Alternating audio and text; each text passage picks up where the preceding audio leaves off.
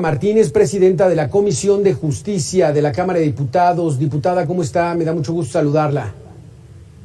¿Cómo estás? Muy buenas tardes. Un gusto también saludarte y saludar a toda la audiencia. Vaya jornada larga la que tuvieron ustedes el día de ayer. ¿Pudo descansar en estas casi 24 horas de sesión? Muy poco todavía, muy poco, pero ya encontraremos un momento. Exactamente. ¿Por qué esta reforma consumaría el atentado más grave contra la democracia y el orden constitucional en nuestra historia reciente? Porque no habíamos visto una ilegalidad de ese tamaño, en donde, aprovechando pues que se tiene una mayoría construida además de manera también de alguna manera simulada, porque recordemos cómo llegaron los integrantes de el grupo parlamentario de Morena, que originalmente no tenía mayoría en la Cámara de Diputados, y cómo la fueron construyendo. Bueno, pero aprovecharon este número para forzar una discusión de un dictamen de una minuta que venía del Senado de la República, que en principio, una vez que llegan este tipo de instrumentos, pues se planea cómo se van a dictaminar, y de manera generalmente siempre habíamos, aun cuando en algunos casos se pidiera que el asunto fuera tramitado de manera más rápida que otros dictámenes o que otras minutas,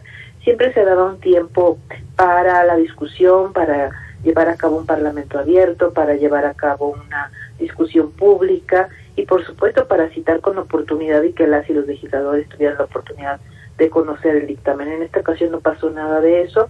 Ellos aludieron a una disposición de nuestro reglamento en donde se permite sesionar de forma urgente y construyeron una mayoría para efecto de que se pudiera llevar a cabo la reunión casi inmediatamente después de que concluimos la reunión de mesa directiva, y a continuación, la discusión en el pleno, que empezó a las 11 de la noche y terminó hoy después de las 9 de la mañana, ¿no? Entonces, de esta forma, pues se genera este proceso fast track de una reforma que, si bien es cierto, contiene una serie de disposiciones legales que tenían que venir después de la reforma constitucional al Poder Judicial, pues también era necesario que estas reformas secundarias se conocieran a detalle por la colegisladora, que en este caso es la Cámara de Diputados.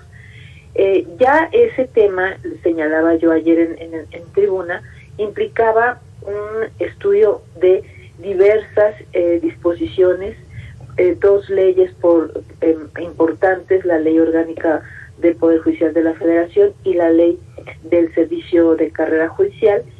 Tenían por supuesto que hacerse una revisión. También las disposiciones en materia de amparo derivadas de las reformas en materia constitucional. Estas disposiciones y otras más, pues tenían que generar un conocimiento, una discusión, una revisión técnica de las mismas, que pues no hubo tiempo de hacer.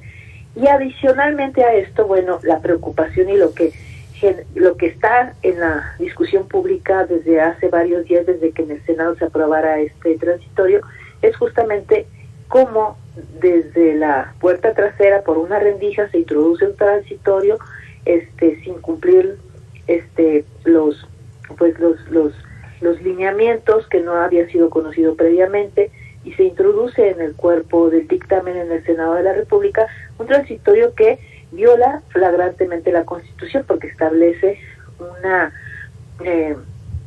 medida mediante la cual el presidente de la Suprema Corte actual y 6 de los consejeros de la Judicatura podrían ampliar sus periodos, y en el caso del presidente de la Corte, ser presidente de la Corte por 2 años más, cuando la Constitución en su artículo 97 establece que los presidentes de la Suprema Corte fungirán como tales por 4 años. Diputada, ¿qué es peor, el mayoriteo de la fracción de Morena y sus aliados o esta extensión del mandato del presidente de la Suprema Corte?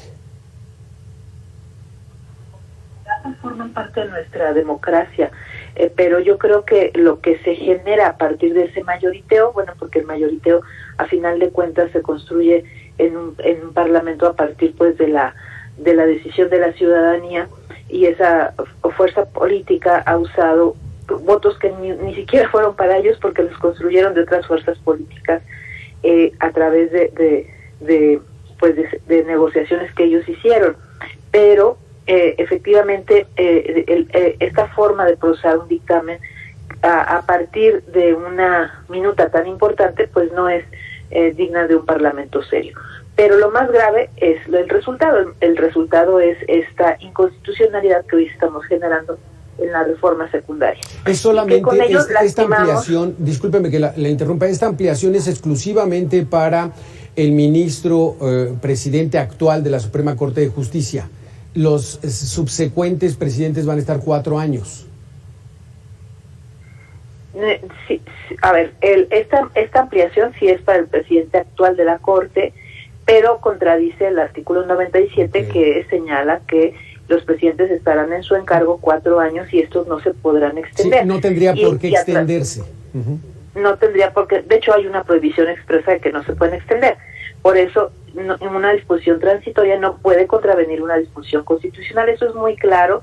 Ayer lo explicaba muy bien el diputado Muñoz Ledo, señalando incluso que él hizo un ejercicio con niños de 6 a 9 años, que les pidió que leyeran el texto constitucional y el texto del transitorio y que cualquier persona lo puede entender. No necesitamos ser abogados para hacerlo. Hay una contradicción clara en esta reforma constitucional, en esta reforma secundaria, y que violenta la disposición constitucional. Y lo que más preocupante es que se violan 2 principios muy importantes: el de supremacía constitucional, que está consignado en nuestra propia Carta Magna, mediante el cual la norma suprema de nuestro orden jurídico es la Constitución.